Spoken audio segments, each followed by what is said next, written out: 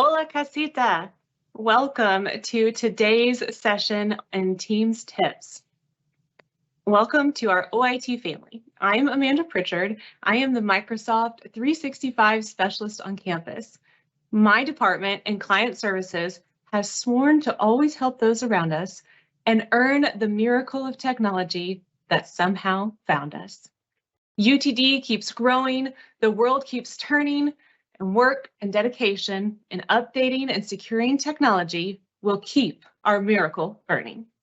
The magic of Duo is strong. It's a technology that protects our devices at home and work, and it's magic that we want all of you to know so that we can share the miracle. Today's session is held as a live event. Let's pull up some content that will help you become more familiar with this little village of Teams live events in which we host our sessions. If you're wanting to hear the sound of a pin drop, turn the sound up. Our sound is running through your device's audio, so be sure that you're hearing and listening to us at an acceptable level for you. No worries, your video and your microphone are completely silenced, so you can watch uninterrupted. If you need closed captioning and language translation, those options are available for all of our friends who don't want to miss a moment. That's in the bottom right-hand corner of your screen. If you'd like to activate that for yourself, please go ahead and turn that on now so you can watch comfortably. Our chat is moderated, so it may take us just a second to get back to you to answer any of your questions or concerns. But please reach out to us. We want to ensure that you understand the technology we're sharing with you today and understand the best practices that we have at UT Dallas for you to utilize this tool. I know that in these sessions that sometimes you feel the pressure that won't let go of the projects and emails that are constantly dripping in. If you've given all of those heavy burdens of trying to work and listen to this session, it's going to be easier for you if you can pause for just a moment, close out of Outlook, let those emails drip in and get back to them at the end of our session. We want to be sure that you're not under the pressure of having to do too many things at once so that you can just focus on today. If there are any ideas or questions that come up and you need to review some of the information that's been presented, you can pause the video's live feed in Teams Live at any time, and you can go back and rewind to certain sections or segments to make sure that you understood the information correctly. So just close out of your Outlook and have the opportunity to take a break from all of the pressure that you're under so you can have what it takes to understand Duo today. Next, let's take a look at what's coming up. We host these sessions regularly. If you're attending today, it's because you want to learn more and invest in your understanding of technology at UT Dallas. If during the pandemic, the virus has worked relentlessly to become a better version of itself, then we can too. These sessions are designed to help you reach your best tech potential. A couple of sessions that we have coming up, one is focused on Microsoft Forms, the advanced version.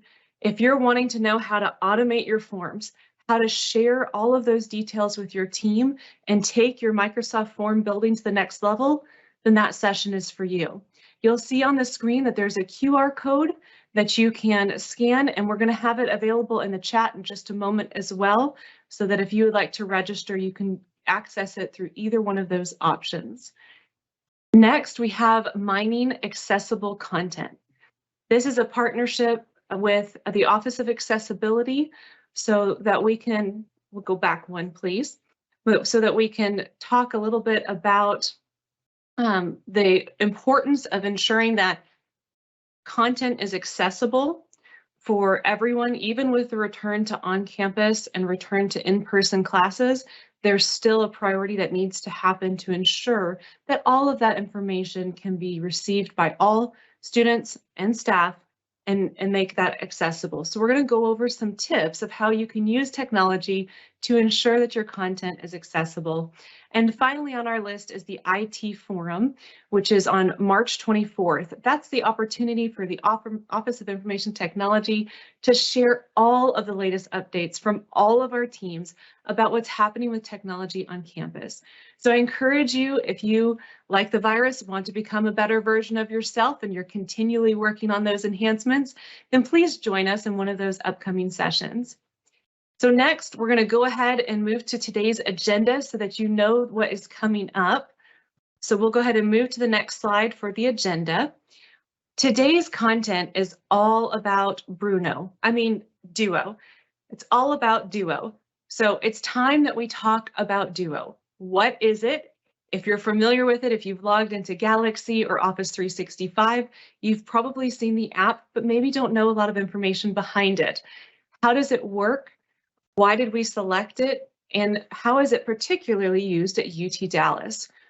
We're going to cover some common hints and tips, and I'll also talk about how you can use this for your personal devices. It's not limited just for us at UT Dallas.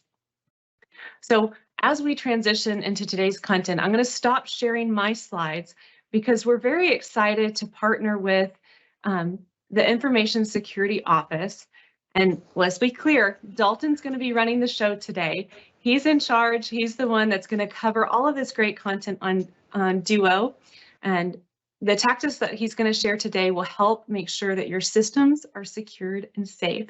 So Dalton, welcome. Thank you so much for joining us today and sharing your wealth of knowledge and resources. Thank you so much for having me. I'm going to dive right in and pull up this first slide just so everybody can at least have something nice to look at while I introduce myself a little bit. Okay, so as Amanda said, my name is Dalton Brown. I work within the Information Security Office as an Information Security Manager here at UT Dallas.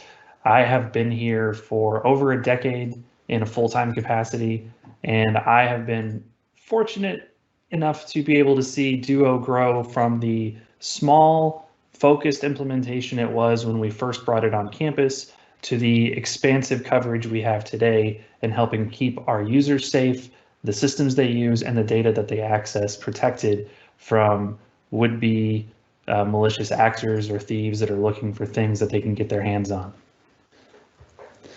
So some of you that might be new here are just kind of wondering, what is Duo? Maybe this is your first time hearing about it altogether.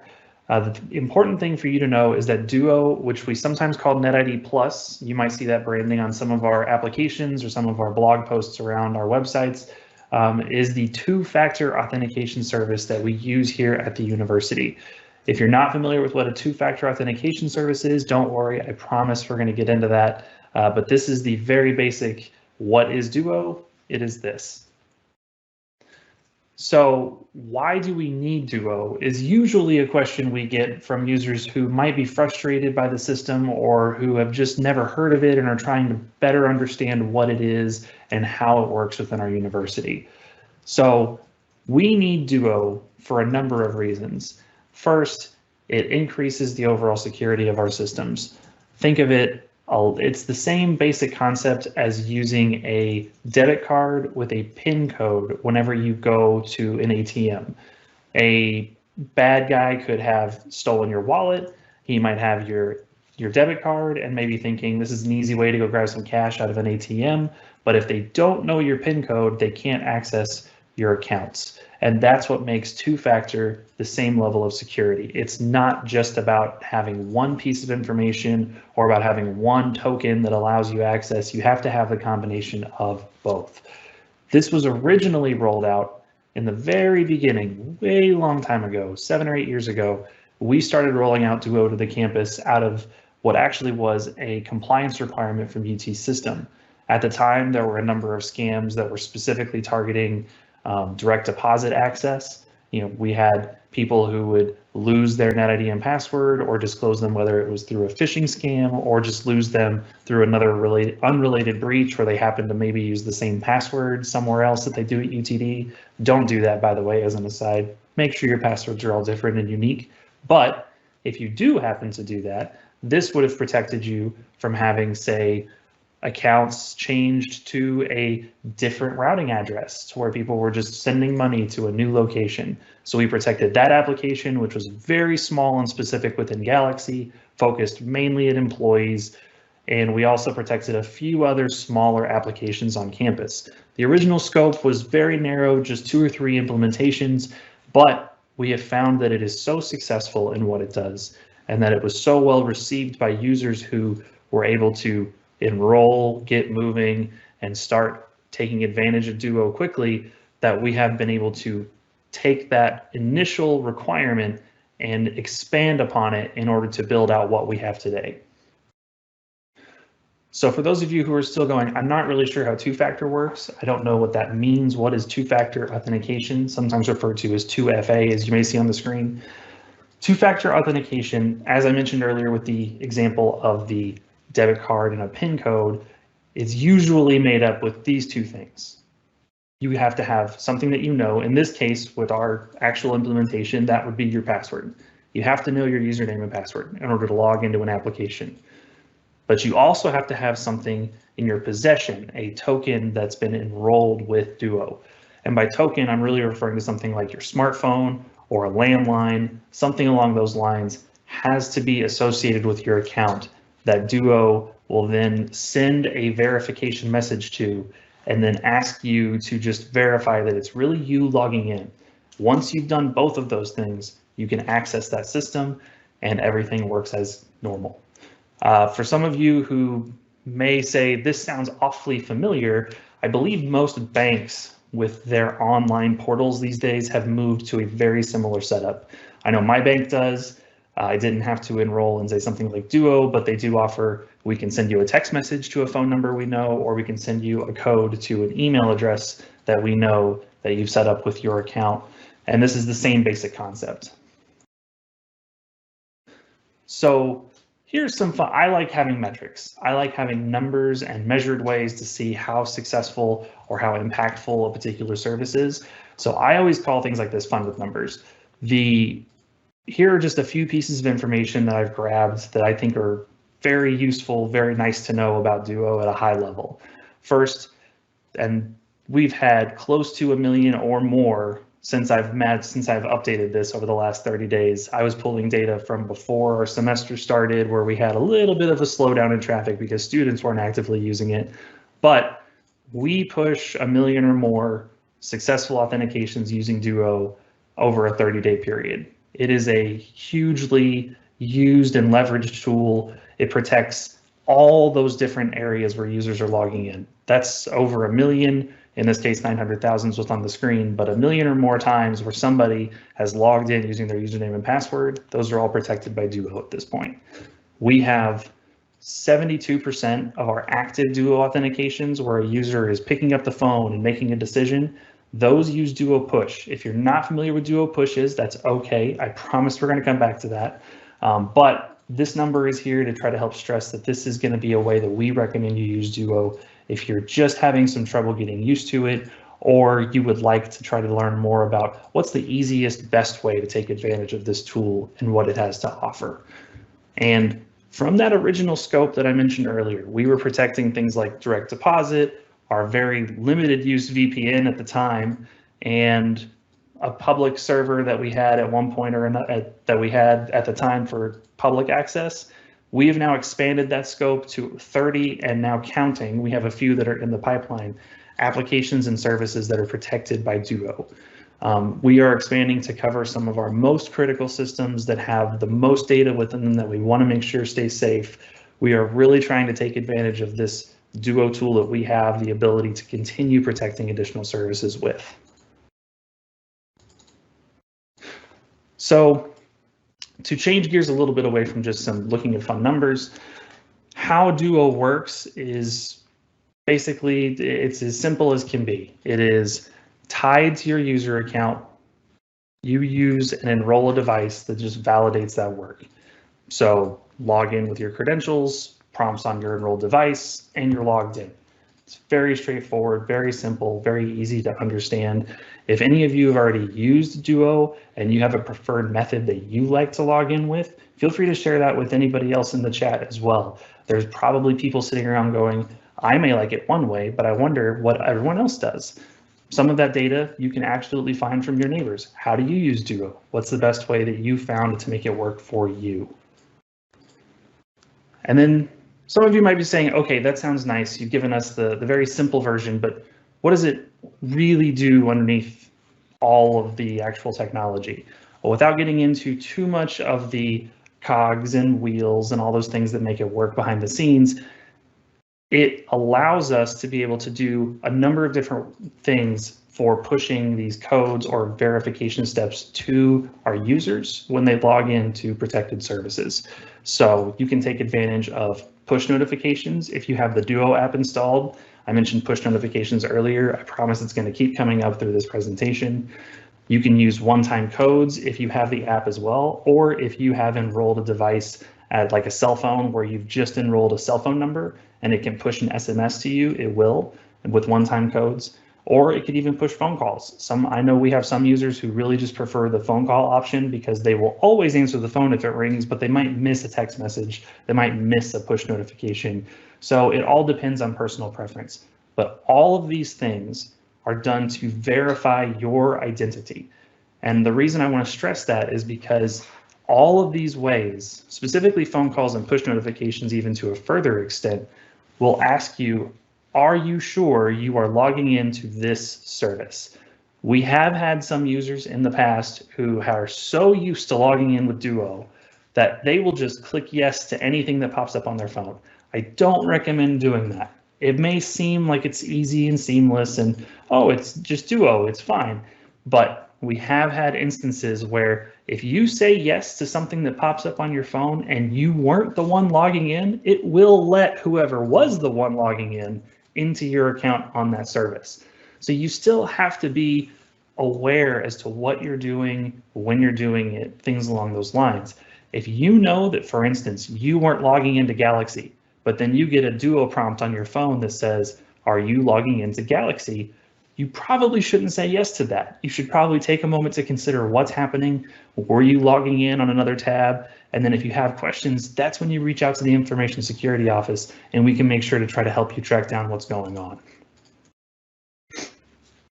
So when it comes to UT Dallas and our usage of Duo these days, this bar graph is very simple, but it's to illustrate one key point, which is the two largest implementations of Duo that we have are by far and away Office 365 and Galaxy.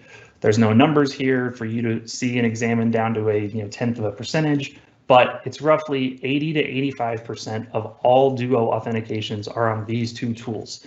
Now that makes the most sense because these two tools are the most likely to be used by our users day in and day out and have the largest user bases. For instance, every student, faculty, and staff member is going to sign up and use email, for instance, to communicate. So they're going to need to use Office 365.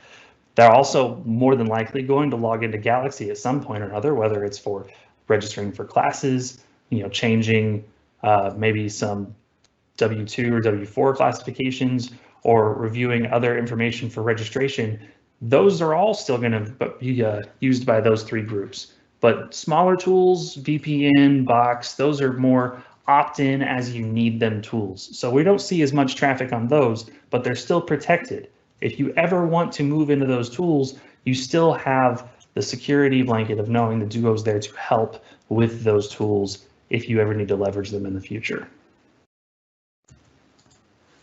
So the first thing when it comes to kind of tips and talking about Duo and what's the best way to use it, I have a few things that I always recommend to new Duo users or to existing Duo users alike, because there's a lot of things people maybe haven't noticed or haven't been shown before, and this is my chance to try to help share these pieces of information with you so that you can better understand what can I do to make life with Duo more seamless, more easy to use. So many of you are going to be familiar with this screen. This is the Duo prompt screen that you see whenever you log into a protected service that Duo is helping be a part of. So this is what it shows up for me. And you can see there's a few things about this screen already you're probably already familiar with. Well, let's jump into what about this can you take away and be a little more comfortable with moving forward. The first tip that I like to share is have more than one device enrolled with your Duo account. I don't know how many of you know you can do that, but you absolutely can. And what I mean by that is here at the top of the screen, you can see that I have the choice to select from two different devices that I have enrolled. I have my iPhone and then I have a landline number both enrolled. If I am in a situation where I don't know where my phone is, maybe my kids are home from school because of some quarantine related issue, maybe they have my phone because I can't put Netflix on my computer screen for them to watch at the same time that I'm doing a Teams meeting. So they maybe have it over on the floor out of sight of the camera.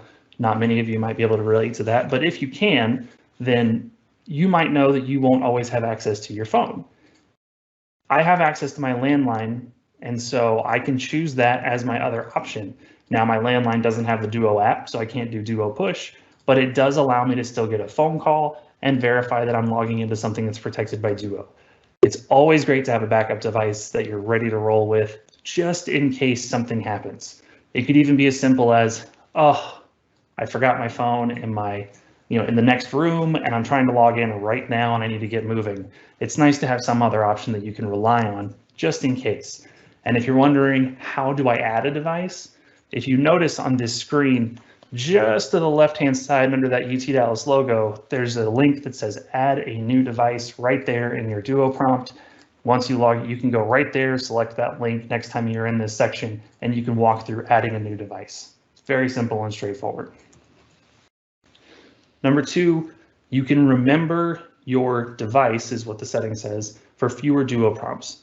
If you find yourself saying, I log into Galaxy 9 times a day, and I'm really tired of answering a phone call every single time, or I'm really tired of doing a Duo push every single time, let me show you something that will help. On this same screen, you'll notice there's this nice little arrow I have pointing at this checkbox. It says, remember me for 30 days. Now, this has a few caveats to it, but it's very particular in a good way in order to help make your life easier. So this checkbox is tied to the protected application and to your browser. So for instance, say you only ever use Google Chrome or, and let's just stick with that. You're a Google Chrome user. Perfect. That makes this even easier. Say you really need to stay on one device for this to work because it remembers it per computer and your browser at the same time. You check this box next time you log into Galaxy, and for the next 30 days, anytime you log into Galaxy, you won't have to get a Duo prompt if you're using the same browser on the same computer. It will just check the box knowing you are still using the same account to log into the same browser on the same computer. We trust that it is still you doing this. So I would not check this box if I was using a shared computer in a very public area, for instance, like a lobby.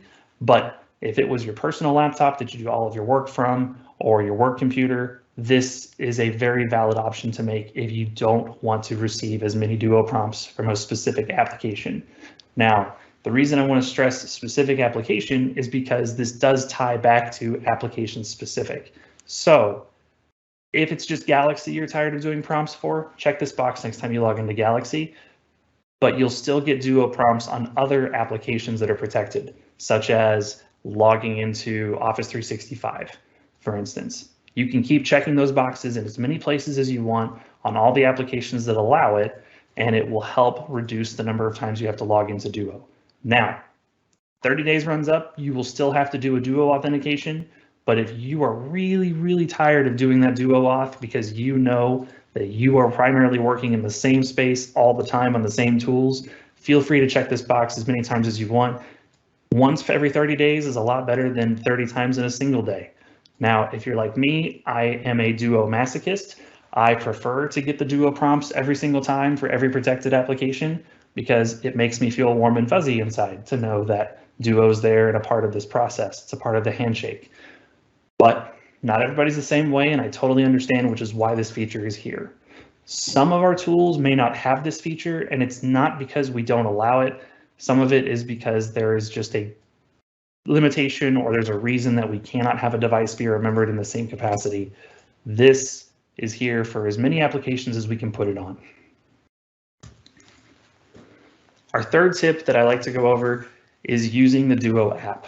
So I promised Duo Push would come back up. It's here again. This is kind of how it works. Duo Push is so popular. If you remember the number I mentioned before, 72% of all active Duo authentications are using Duo Push.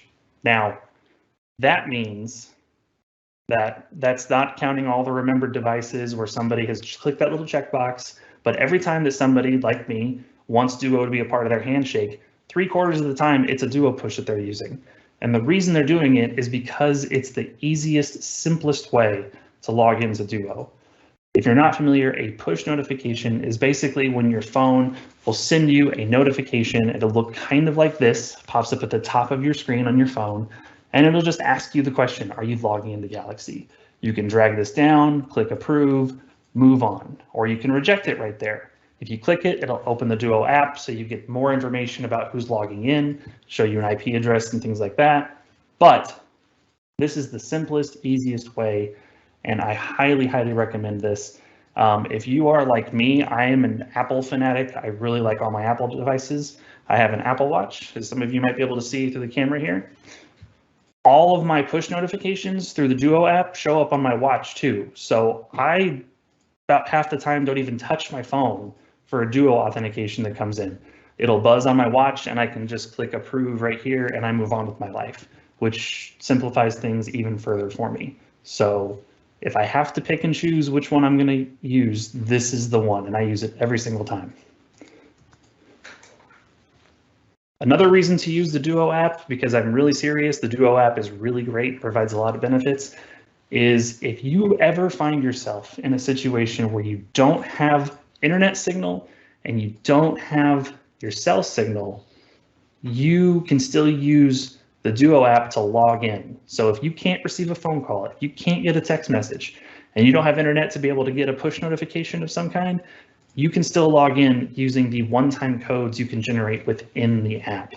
So what this looks like is on this screen, you have this little passcode option. Some of you may not have even made it that far down the list, but you can enter a passcode here, and entering a passcode, you click this button and it asks you for a 6-digit code. You go over to your Duo app, you open up your University of Texas at Dallas account that's in there, you just click on it and it generates a one-time code that you can type in and it will work. This is because it's tied to a particular timing mechanism that they use in order to sync your account with Duo's behind the scenes authentication method that allows these two to work even when they can't reach each other. This is especially beneficial if you're in particular parts of campus where maybe cell signal isn't the greatest. Some of those basements, I still remember not having much of any signal, at least when I was going to campus as often as I used to be. So with that being said, what I'd like to do now is just kind of revisit some of what this process looks like and show you through logging into Galaxy, for instance, all these different options and what you can do, and just kind of walk through it in case you're not familiar with what Duo is based on this conversation, or you just haven't used it at all yet. So let me share my window here. Okay, perfect. So here's Galaxy that's pulled up, and I'm just going to go ahead and click Orion to log in. So this looks very familiar to everybody. You'll log in. Oh, it would help if I could type. And then you get your Duo prompt. Now, there's something that just happened here that some of you may not know. And in fact, let me zoom in a little here just to make sure you can all see this clearly. Okay, that's better. So mine is configured to automatically use, there's this little check mark in this little font here that says used automatically. I like Duo Push so much that I don't even click buttons when the Duo prompt comes up anymore. It just automatically sends me a Duo Push and I log in. So from the time I hit enter from my login, typing in my username and password, Within the next few seconds, a Duo push will appear on my device. I just hit accept and I move on. I don't have to click another button. I don't have to make another selection. It's great if I know I'm going to use mostly the same enrolled device and I have it available near me at all times. This is incredibly convenient, especially for me, because this is just with where I am and I work mostly remote these days. This is great for me. So you can actually change this really easily under my settings and devices. Let me walk you through that for just a moment. So in order to change any setting, you have to verify. Here's my little phone notification appeared on my watch. I can just hit approve and it'll be fine.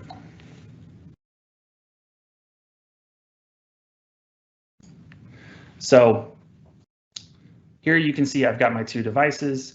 I've got, please don't just blow up my cell phone number now that you know it. That's my UTD number. You can choose when you log in to have to choose an authentication method, or you can choose to automatically send a Duo push or to automatically call. So you can go back and choose what to happen automatically when you log in. But very straightforward, very simple process.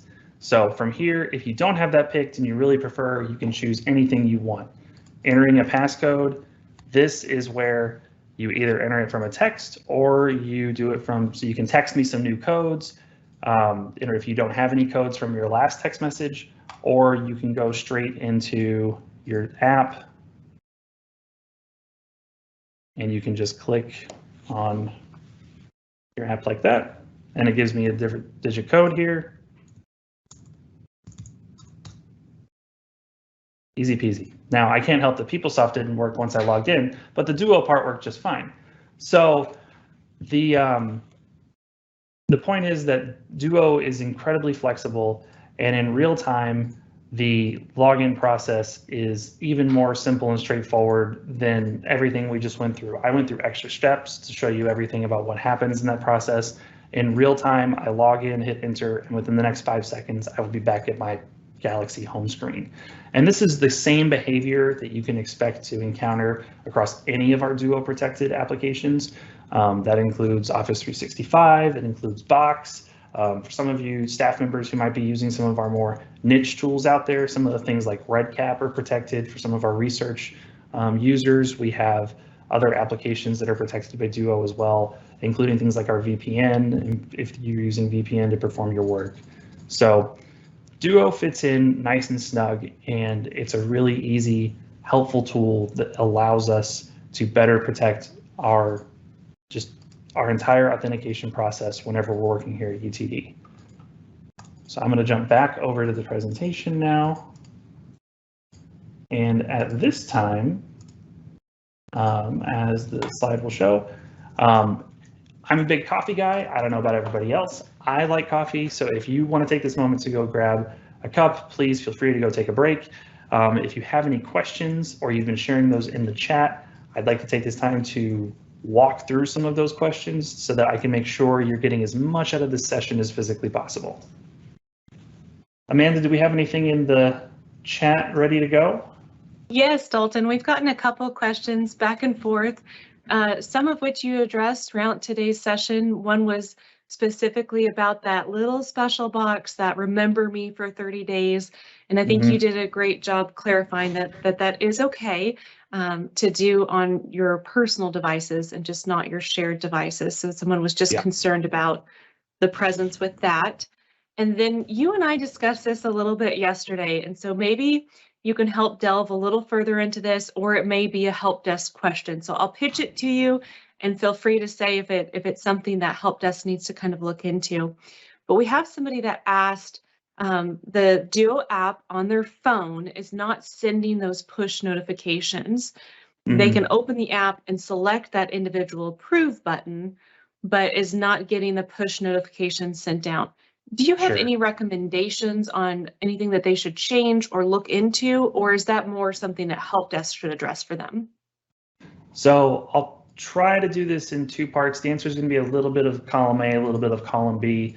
If you're running into that problem, the first thing that I would recommend doing is checking your phone's settings and looking to see if you have maybe accidentally disabled push notifications for that app.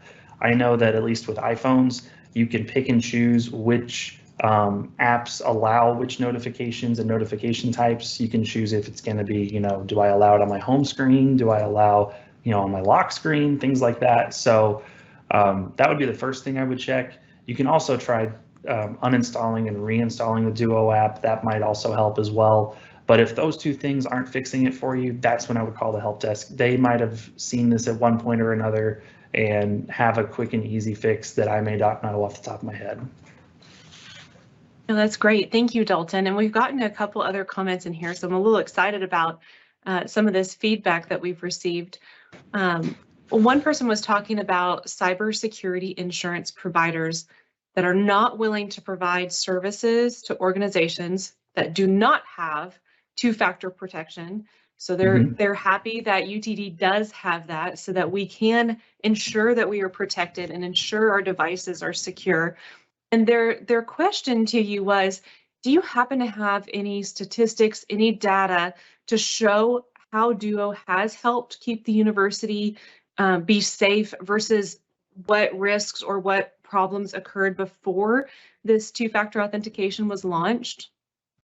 Yes, is the answer to that question. I don't have, well, yes, with a caveat. So I don't have specific numbers in front of me right now, but to turn back the clock a bit, at the very beginning, I mentioned that I had been here for a decade in a full-time capacity, as have many other members of the security office. We have a lot of very long tenured employees within our group, and I can pull on any of those names right now, and they will all share the same basic story with you, which is before we had Duo in place, we used to very regularly see a phishing campaign hit the campus, and it would be a gigantic deal for our office specifically. It may not have meant a whole lot to the rest of the campus, but to our office, it usually meant we're going to spend the next 2 to 3 weeks in nothing but recovery and cleanup mode for at least a few hundred users.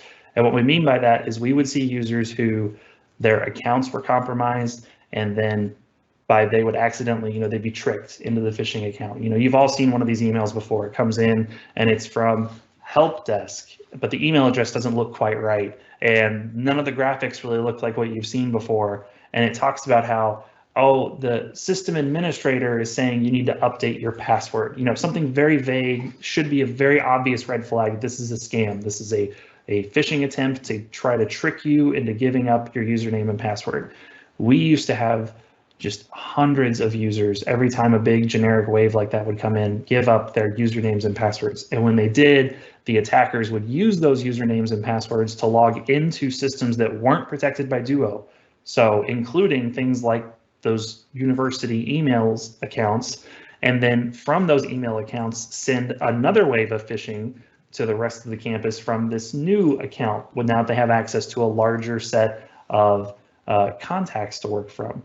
And it would be, I'm not joking, it would be weeks that we would spend trying to recover. We used to have spreadsheets that were just rows and rows long of users that we were working through to say, okay, we know this one gave up their username and password. We would have to use every tool that we had available to track down and try to find how many users can we help recover from this before their account might be used for some other purpose. And by recover, I mean we'd have to contact those users and get them to change their password as soon as possible, because that was the only protection we had in place, was just change your password so that the bad guy can't use your password that you just gave to them in order to log into your assets. The minute that we put Duo in front of Office 365, all of that went away. It was one of the biggest single, for our office personally, because we had the most vested in responding to those incidents, that was one of the biggest, best security things we could have done, was putting Duo in front of specifically email, but as many applications as we can. Because now, if you do get a phishing message and you happen to fall for it, let's just say it caught you at the wrong time of day, it was the right crafted message, and you gave up your username and password, now the malicious actor that just took it, they can't use it to log into any of those applications anymore. And we can go through and we can start using that Duo information to try to track down, in cases like that where we've seen, users give up their password still, we can come back and we can say, okay, here's where we know Duo protected you because we're seeing failed login attempts. and Duo is saying it failed because they couldn't authenticate because they don't have your smartphone, or you rejected them outright. And that's where Duo has been the biggest boon to us specifically. I cannot say enough good things about helping with that particular measure. I feel so much more secure just knowing that we have it in place, because I can't imagine the amount of work that would take to follow up with all of those users to ensure they're resetting their passwords. I know we have a whole automated process now, and just getting that users to make sure their passwords are updated before they expire, that's a challenge enough. And to have it be a security risk, that's got to be extra stressful for all of y'all. So I'm glad that this is in place. We had another question come in, because you went over the types of ways that we could get those notifications. And one user had a great question, and you might know a little bit more about this on the app itself. Is it possible for facial recognition to be an option in the future for one of those ways that you approve? Is there a way to authenticate through facial recognition? So in a way, there kind of is. In a way, it's really limited based on the device you have. So for instance, my iPhone uses Face ID, and I can click approve on a push notification from my lock screen, and as long as Face ID is immediately recognized, it's good to go at that point. It accepts the approve and moves on. So if it's sitting on the table, it's locked, I'm not using it, I can, from the home screen, hold that notification, click approve, and then Face ID says, okay, that's you, I've recognized it, you're good to go. But it is limited based on the phone, based on the operating system of those phones and the technology there. All of those things are available. In fact, one of my biggest, I'm not sure if I want to jump to a newer iPhone, conversations I used to have with myself for a long time was I was a huge fan of Touch ID, and you could unlock using Touch ID with the same basic process. It was the same method. You would click approve. It would say, okay, use Touch ID to confirm that you're, saying approve from your lock screen for this Duo authentication. You would just put your fingerprint over it and you're good to go. When I realized that it would still do it even with Face ID and everything else, it became an easier transition. But for the longest time, the minute I knew I could use something like a thumbprint or a fingerprint or my Face ID in order to help unlock even from a locked phone screen, that was a really big benefit. But it does depend on the phone that you're using and the kind of technology available to those phones at the time. So UTD is not going to blanket recommend iPhone in a certain level for everyone to have to use. I recommend iPhone for people, but that's because I like iPhones. I think they're easy to use. I know it's all personal preference, though. I'm not going to harp or think anything different of someone who prefers an Android phone, for instance. If you still use a Windows phone, I have a different conversation for you, but that's a whole different context. So no, we're not going to push a particular method on anybody. No pun intended there. No, that's great. I wanted to point out too, I know we've gotten a little bit of feedback from the individual that was trying to uninstall and reinstall the app that was having some issues. And I wanted to circle back to that just to mention that Duo and getting assistance with any issues that you're experiencing with Duo. Our technology bar is a walk-up help desk location in the lower level of the student union. They can help you with that. A lot of these issues that you're experiencing, it's really hard if you email about that, because we would need to see what it's doing. We would need to read that error message, and having that option to come and show your device in person might be a way to get you a faster resolution. I've got a couple other questions, but I'm going to segue to this next one because it transitions really well to the next portion of your presentation, Dalton. So can Duo be used for personal accounts? Great question. And yes, it does segue terrifically into the next section. So before I go that way, are there any other questions that you want to bring up for the audience at this point, Amanda, or do you want me to go ahead and just move on forward? I think we can move forward. That'll be great. We'll come back at the end if we have a few more minutes, and that way more questions can come in as you're presenting. Sure thing. So I'm going to start off with a little bit of a small blurb here. which is I encourage you to use Duo or a two-factor solution of your choice. I say use Duo just because it's already either, if you're using the app, it's already on your phone. You can continue using it even without UTD involved to authenticate into protected services. But I advocate for using two-factor on any application or service that you use, even if it's personal, outside of the UTD integration. So just for some clarification, I use Duo for in total 17 different protected services. 2 of them are related to UTD, but 15 of them are all personal, and none of that traffic is seen by UTD. It's all just between the service that I'm using. I'll show an example here in a moment, and my Duo account on my phone. UTD isn't involved in those conversations at all. We can't access that data if we wanted to. There's nothing about it that we can see from an administrative interface. So for instance, I use it to protect Amazon. I really don't like the idea of someone logging into Amazon and using my Amazon Prime to ship something to their house in 2 days or less. And so it's protecting Amazon on top of a number of other services. But on top of that, the other caveat I will say is this isn't something necessarily that UTD can support because every application is different. You know, if you call the help desk and say, how do I get Duo working for my Amazon account? I don't think they're going to be able to offer you much in the way of assistance, but I want to take a moment here as part of this presentation to show you what integrating Duo with a third-party application looks like, because it's so straightforward, so simple that I don't think you will need to call the help desk for assistance. They've really tried to simplify this on a number of services and applications over the years. So with that being said, let me stop sharing this and jump over here. So the first thing that you'll need to do is have a third-party account that doesn't have two-factor enabled at all on it, ready to go, with a service that allows for two-factor to go and be a part of the conversation. So I could go through and list all those out, but like Martha Stewart, I have a good turkey waiting in the oven to show you because I didn't want to spend 3 hours of this listening to all these different questions that are really driving home a desire to learn, just to have me sit here and figure out how to, log into GitHub. So GitHub is a service that does allow for two-factor authentication. For those of you who don't know, GitHub is a great tool for sharing code, for working through coding processes. It's used by students and faculty and staff here at UTD. So this is one that I like to use as an example. So this is an account that I spun up and can use here as an example for us today.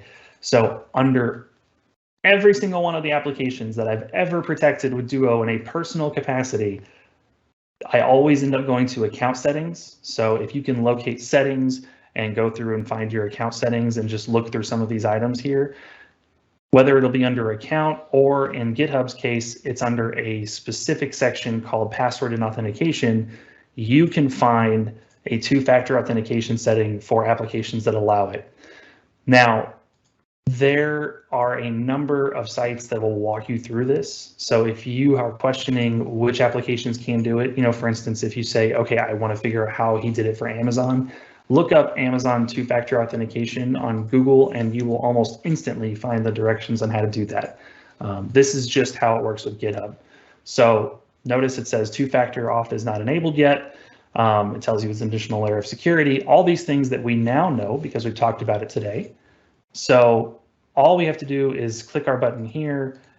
We will pull up our GitHub password to confirm, and then it will ask you some questions. So I could set it up using SMS, and if this is the only option, if you prefer to just get a text message to do it, do it. Sign up using that method. You don't have to use Duo for that. I'm encouraging two-factor usage everywhere you can put it. I don't care how you do it. If you want to use Duo, it's absolutely an option available to you. I say just to keep using it because it's already something you work with, you might already be familiar with, and you can keep everything in one specific place. But I understand if that's not the route you want to go. So in this case, I'm going to say, yes, I want to set up using an app.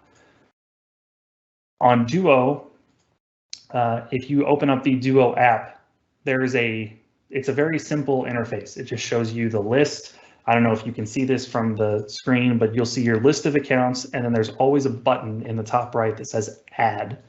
If you click that Add button, the first thing you will see is a list of applications that are protected, so you can go through and actually see if the application you want is offered within Duo as a, hey, Duo already knows how to do this. This is great.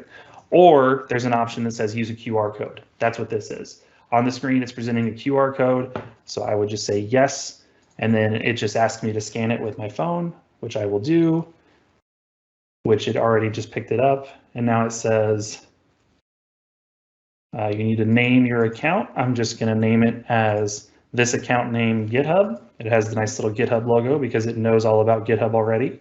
And just like that, my account is linked. It's easy peasy.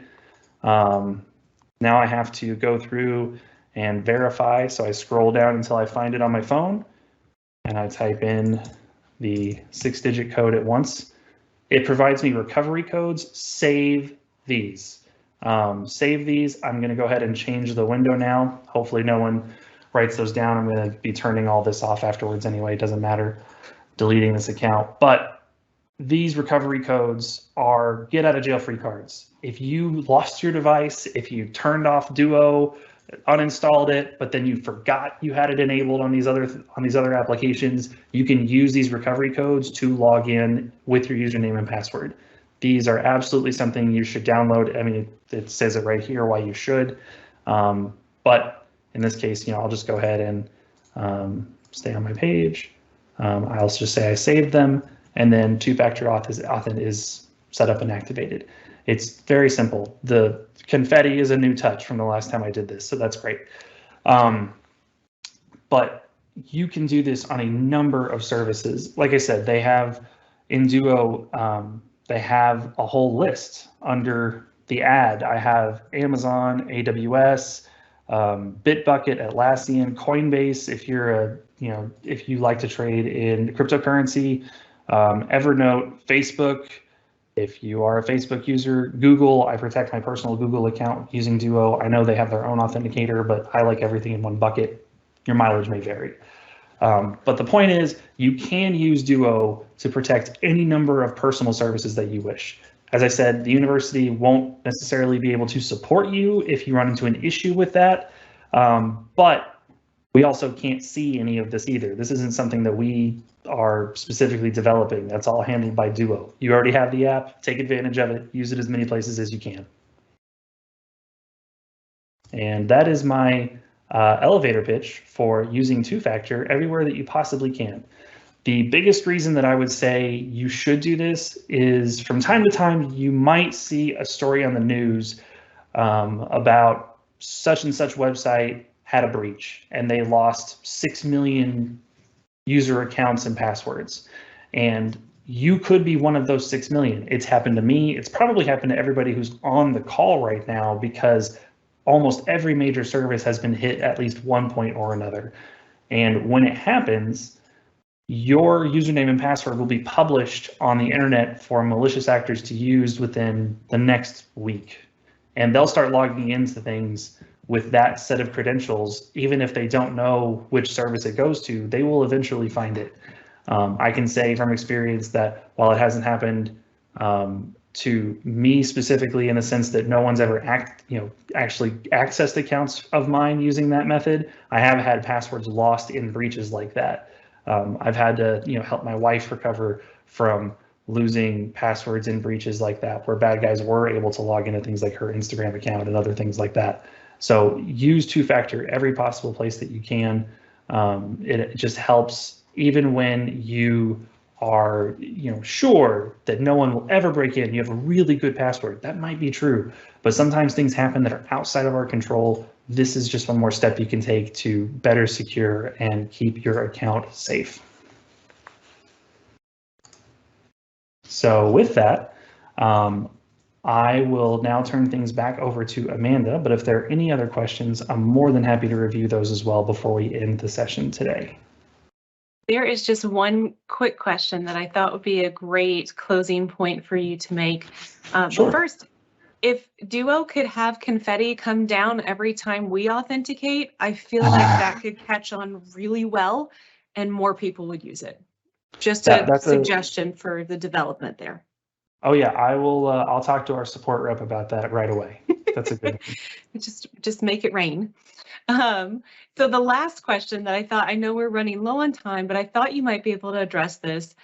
There is an individual that mentioned that they don't remember if it was UT Dallas or possibly another campus where a bad guy, talking about these security methods that set up Duo and set up a fake Duo account, and the employee didn't catch and actually change some information on that employee. Does that happen very often? Is that just a completely random case that some really good bad guy learned how to do some cybersecurity work, or is that something that we need to be concerned about? Sure. So the best way I can answer this question is it something we are concerned about? I mean, the ISO tends to worry about a lot of things all the time simultaneously. It's how we do our job. But at the same time, we used to have a more complicated enrollment process because we had similar fears in the past. We used to think that these enrollments had to be handled in a very secure manner, had to be handled as safely as possible, because we feared that exact scenario. The bad guy who sets up Duo for a user and then is able to do a lot of things on that user's behalf. Well, as we studied that and went through time, if it has happened at UTD, I'm not aware of one off the top of my head, but we realized very quickly that we could set up what's called inline enrollment, which is a lot of our applications are set up in such a way where if you don't have Duo yet, if you haven't enrolled in Duo, but you're logging in for the to Galaxy or to Office 365 for the first time, and it's going to prompt you. If Duo knows that you are not enrolled, it will just automatically start an enrollment process. And that may sound like, well, can't bad guys just do it? Well, number one, they have to have your password in the first place. And odds are, if you're a brand new account who just set up your password logging into a service like Galaxy or Office 365, there's not really going to be a feasible way for them to get your password so quickly. So you're going to have the first crack at getting Duo enrolled.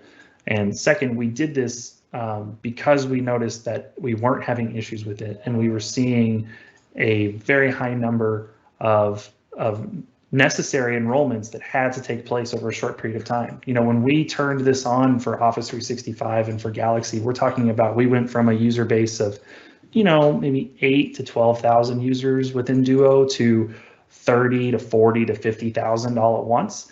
So we had to find a way to, while still keeping it secure, open it up in order for users to take advantage of getting into Duo as quickly as possible.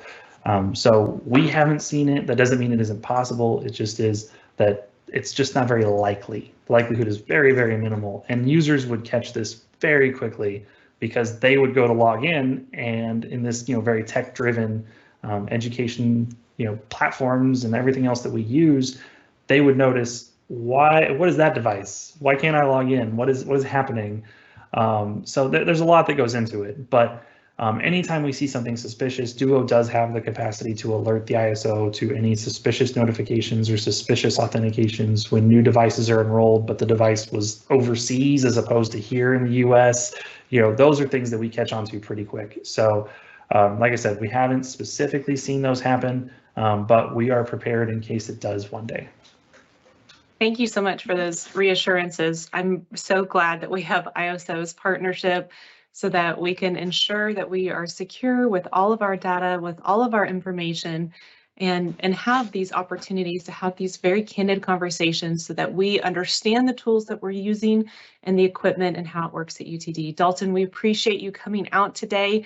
Thank you all for joining our live session. We're going to go ahead and wrap it up and close.